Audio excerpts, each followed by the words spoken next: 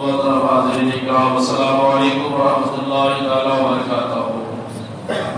روزے کی نیت سماعت کیجیے۔ بسم اللہ الرحمن الرحیم۔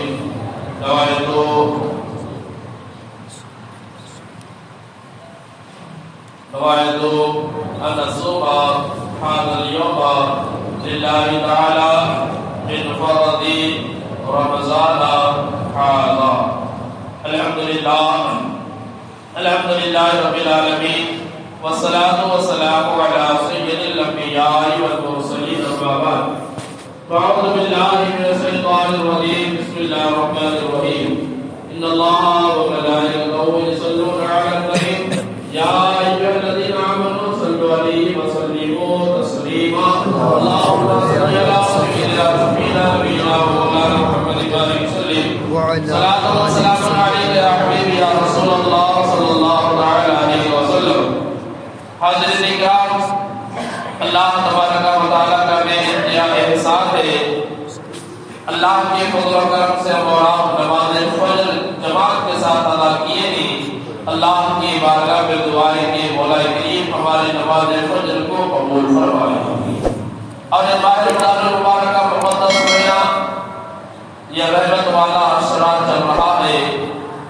بڑے خوش نصیب ہیں وہ لوگ جو اس ماہ رمضان المبارک کے پہلے عشرے میں نماز روزے کی پابندی کرتے ہوئے، نماز تراویح کی پابندی کرتے ہوئے، ذکر و اذکار میں مشغول ہو کر اللہ کے رحمتوں کو لوٹ رہے ہیں، اللہ کے رحمتوں کو اپنے دامن میں لے رہے ہیں۔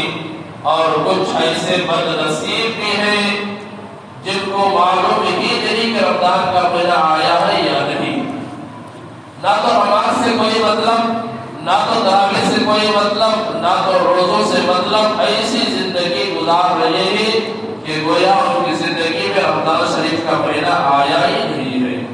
اللہ تعالیٰ ان سب کو نیک ہدایت عطا فرمائے، اللہ ان سب کو نماز روزے کی پابندی کرنے کی توفیق عطا فرمائے۔ بات چل رہی تھی خاتون جنت حضرت سیدہ طیبہ طاہرہ حضرت فاطمہ رضی اللہ تعالیٰ عنہا کے تعلق سے۔ وہ فاطمہ جو نبی کی لاڈلی بیٹی حسنین کریمین کی امی حضرت علی رضی اللہ تعالیٰ عنہ کی بیوی، وہ پاک خاتون حضرت فاطمہ رضی اللہ تعالیٰ عنہا کی پوری زندگی اٹھا کر دیکھی، کبھی بھی انہوں نے پیٹ بھر کے کھانا نہیں کھائی، کبھی 2 دن کبھی 3 دن فاقے کے عالم میں اپنی زندگی کو گزارتے تھے، لیکن ان کے دل میں سخاوت کا عالم یہ تھا، دریا دلی ایسی ان کے پاس تھی، جو بھی ان کے در پر آتا تو خالی نہیں جاتا۔ اور حضرت خاتون جنت رضی اللہ تعالیٰ عنہ کی شان یہ ہے، گھر میں اگر کچھ بھی نہیں تو کچھ نہ کچھ اٹھا کر کے سائل کو دے دیا کرتی تھی۔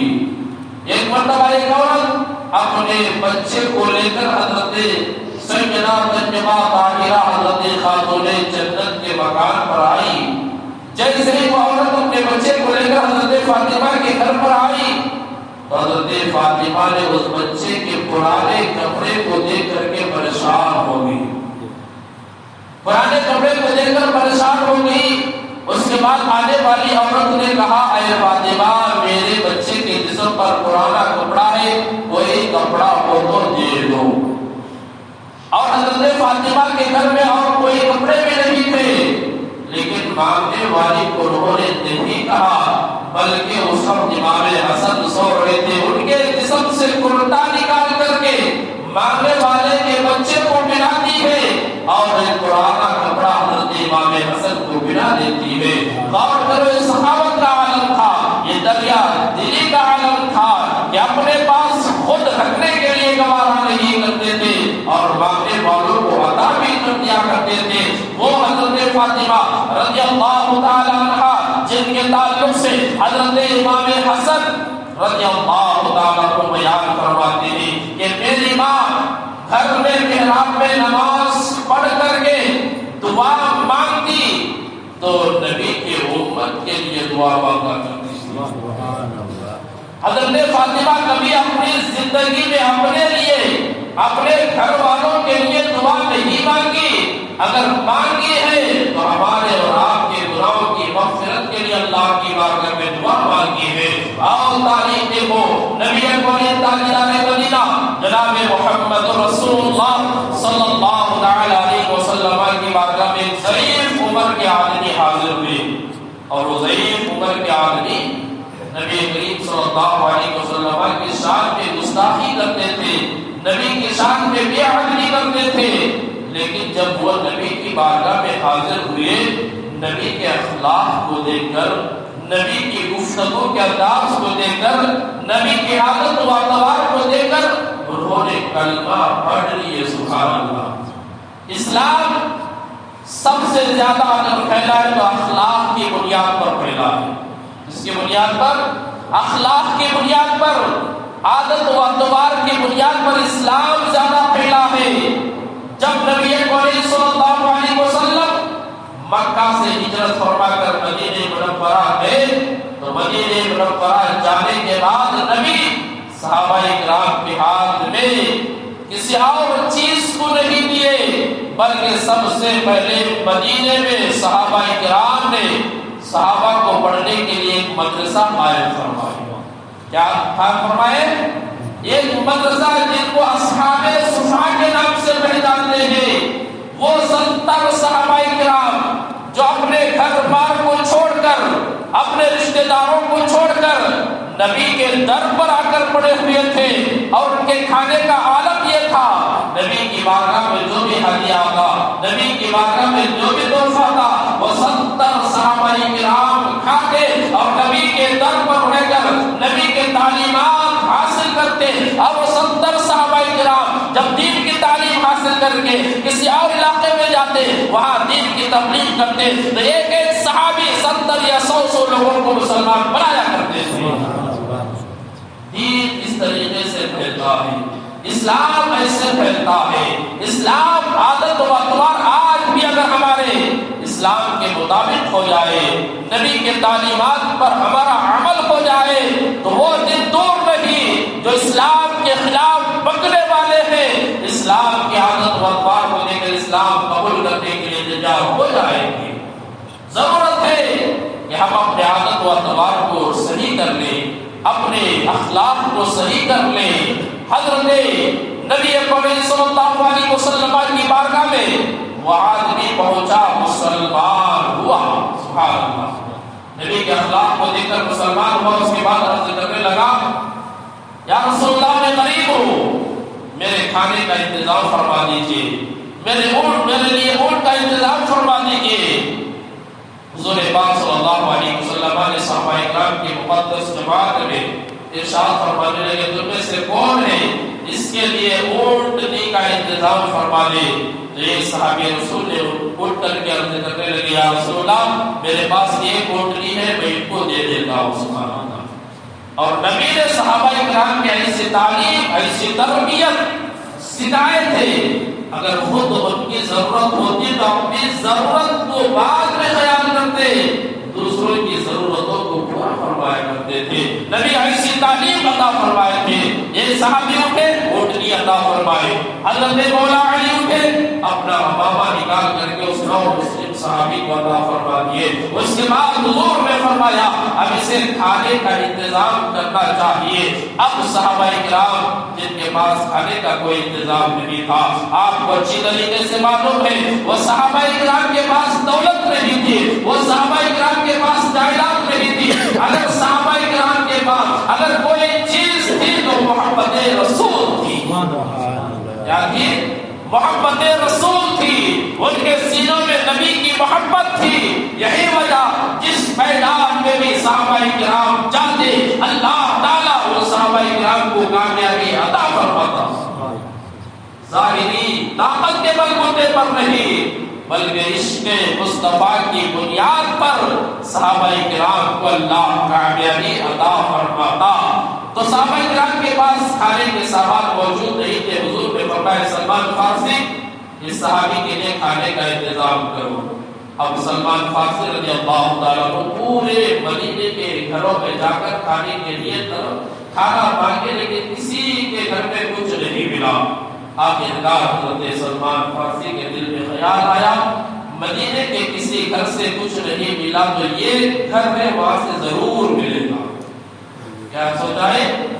مدینے کے گھروں میں سے کچھ نہیں ملا تو یہ گھر ہے جہاں سے کچھ نہ کچھ ملے گا۔ وہ گھر تھا فاطمہ کا گھر۔ اس کا گھر تھا وہ خاتون جنت کا گھر تھا۔ اب حضرت سلمان فارسی حضرت خاتون جنت کے دروازے پر گئے، آواز دی تو اندر سے پوچھے کہ کون؟ حضرت سلمان فارسی نے کہا کہ میں سلمان فارسی ہوں۔ حضرت خاتون جنت نے دروازہ کھولنے کے بعد فرمانے لگی کہ کیسے آنا ہوا؟ حضرت سلمان فارسی نے کہا پورے مدینے کے گھروں سے کھانے کے سامان کچھ نہیں ملے اس لیے تمہارے در پر آیا ہوں۔ اس وقت حضرت فاطمہ نے کہا ہے سلمان فارسی 2 دن سے ہم بھی کچھ نہیں کھائے۔ کیا کہے؟ 2 دن سے ہم نے بھی کچھ نہیں کھائے، میرے بچے بھوکے سو رہے ہیں اور میرا دل یہ نہیں گوارا کرتا کہ کوئی میرے گھر آئے اور خالی چلا جائے۔ حضرت سیدہ خاتون جنت رضی اللہ تعالیٰ کا ایک پرانی چادر کو لیے لینے کے بعد حضرت سلمان فارسی کو دے کر کہتے کہ یہودی کے پاس گروی رکھو، اس کے بدلے میں آٹا لے کر گھیو لے کر کے آؤ۔ غور کرو گھر میں کچھ نہیں، چادر پرانی چادر دے کر اسے گروی رکھو، اس سے جو لے کر آؤ۔ اب حضرت سلمان فارسی رضی اللہ تعالیٰ اس چادر تطہیر کو لے کر جب اس یہودی سمون کے پاس پہنچے اسے گروی رکھنے کے خاطر، جب یہودی نے حضرت فاطمہ کی چادر کی نورانیت کو دیکھ کر اس کے اوپر ایک ایسی کیفیت طاری ہو گئی، ایک ایسا وجد طاری ہو گیا، اس نے برجستہ کہا یہی وہ چادر کی نورانیت ہے جس کے تعلق سے موسیٰ پیغمبر نے توحید میں بشارت عطا فرمائی تھی۔ جیسے ہی اس چادر کو دیکھا تو یہودی بھی کلمہ پڑھ لیا، سبحان اللہ۔ کلمہ پڑھنے کے بعد چادر بھی واپس کر دی اور کچھ جو دیے سلمان فارسی جو لے آئے حضرت فاطمہ کے گھر میں، خود چکی سے حضرت فاطمہ نے آٹا بنائی، روٹیاں بنانے کے بعد حضرت سلمان فارسی سے کہنے لگے جاؤ اس مسلم صحابی کو دے دیجیے۔ حضرت سلمان فارسی نے کہا کہ چند روٹیاں آپ بھی لے لیجیے، لیکن حضرت فاطمہ نے کہا نہیں یہ ان کا حق ہے، ان کو دے دی جائے۔ تو معلوم کیا ہوا؟ حضرت فاطمہ رضی اللہ تعالیٰ عنہا اور اہل بیت کا در وہ در ہے، خاندان نبوت کا در وہ در ہے جہاں سے کوئی مانگنے والا پہنچتا ہے وہاں سے کوئی خالی ہاتھ نہیں لوٹتا ہے۔ اس لیے اعلیٰ حضرت نے فرمایا واہ کیا جود و کرم ہے، شہ بخا تیرا نہیں سنتا ہی نہیں مانگنے والا تیرا۔ نہیں کا لفظ ہی نہیں حضور کے در سے، ان کے خاندان کے در سے۔ تو حاضرین اکرام آپ بھی اپنے دلوں میں سخاوت کو پیدا فرمائیے، دریا دلی کا شوق اور جذبہ پیدا فرما دیجیے۔ اس لیے کہ رمضان المبارک کے مہینے میں اگر کوئی خرچ کرتا ہے تو اس کا خرچ کرنا جہاد میں خرچ کرنے کے برابر ہے۔ کیا ہے؟ جہاد میں خرچ کرنے کے برابر ہے۔ تو ماہ رمضان المبارک کا مقدس مہینہ حضرت سیدہ طیبہ طاہرہ حضرت خاتون جنت رضی اللہ تعالیٰ عنہا کا وصال اسی ماہ رمضان کی 3 تاریخ کو ہوئی تھی۔ وہ فاطمہ جن کی عبادت کا یہ عالم ہے، جن کی ریاضت کا یہ عالم ہے، جن کے سجدوں کا یہ عالم ہے، جن کے اللہ کی عبادت کا یہ عالم ہے، پوری رات فاطمہ یہ سجدے میں گزار دیا کرتی تھی۔ اللہ اکبر، سبحان اللہ۔ غور کرو جب ایک سجدے میں پوری رات گزارتی، جب صبح کا سورج نکلتا تو یہی فاطمہ خدا کی بارگاہ میں عرض کرتی تھی اے اللہ تو نے کیسی چھوٹی راتیں بنا دی ہے، تیری رات ختم ہو رہی ہے لیکن میرا پہلا سجدہ بھی ختم نہیں ہو رہا۔ یہ عبادت کا یہ عالم ہے، یہ نماز کا یہ عالم ہے، اللہ کو خوش کرنے کا یہ عالم ہے۔ حاضرین اکرام ہماری ماں اور بہنوں سے بھی گزارش ہے کہ آپ اپنے گھروں میں عبادت کا شوق پیدا کیجیے، آپ اپنے گھروں میں تسبیح و تحلیل پڑھنے کے عادی بن جائیے، آپ اپنے گھروں میں قرآن کو ہاتھ میں لے کر بیٹھنے والے عادی بن جائے۔ وہ فاطمہ کبھی اپنے قیمتی لباس کی طرف خیال نہیں گیا، اپنے اپنے زیورات کی طرف تیار نہیں گیا، پرانے کپڑے پہن کر فاطمہ نے زندگی گزاری ہے۔ جب نبی کی بیٹی سادہ لباس پہن کر کے زندگی گزار سکتی ہے، کیا ہماری ماں پہلے سادہ لباس پہن کر زندگی نہیں گزار سکتی؟ جب نبی کی بیٹی سادہ لباس میں زندگی گزار کر اللہ کو خوش کیے ہیں، تو ہماری ماں اور بہنیں بھی سادہ لباس پہن کر کے اللہ کو خوش کرے۔ اور حضرت فاطمہ کی چادریں 12 جگہ پیوند لگی ہوئی تھی۔ اللہ ایسی چادر، ایسے لباس پہن کر کے اللہ تعالیٰ کی بارگاہ کے ایسے مقرب بنے۔ حضور فرماتے ہیں کہ فاطمہ میرے جسم کا ایک حصہ ہے، جس نے اس کو راضی کیا اس نے مجھے راضی کیا، اور جس نے اس کو ناراض کیا اس نے مجھ کو ناراض کیا۔ حاضرین کرام، ماہ رمضان المبارکہ مقدس اور پاکیزہ مہینہ ہے۔ اللہ تعالی ہم تمام کو خاندان اہل بیت سے محبت کی توفیق عطا فرمائے، ان کے نقش قدم پر چلنے کی توفیق عطا فرمائے۔ اہل بیت کا صدقہ ہم سب کو عطا فرمائے۔ نماز کے پابند بنو۔ آخر میں حدیث پاک حضور فرماتے ہیں جس نے عشاء کی نماز باجماعت ادا کی، اللہ تعالیٰ اسے آدھی رات کی عبادت کرنے کا ثواب عطا فرماتا ہے۔ کیا ہے؟ عشاء کی نماز جس نے باجماعت ادا کی اس نے آدھی رات اللہ کی عبادت کی، اور وہی شخص فجر کی نماز اگر جماعت کے ساتھ ادا کرے تو حضور فرماتے ہیں کہ گویا اس نے پوری رات اللہ کی عبادت کی۔ نماز کا یہ عالم، عبادت کا یہ عالم ہے۔ عشاء کی نماز، فجر کی نماز پڑھیں گے تو پوری رات عبادت کرنے کا ثواب ملے گا، اور مومن نماز کا شوقین ہوتا ہے۔ کیا ہے؟ نماز کا شوقین ہوتا ہے۔ اللہ تعالیٰ تمام کو نماز کی پابندی کرنے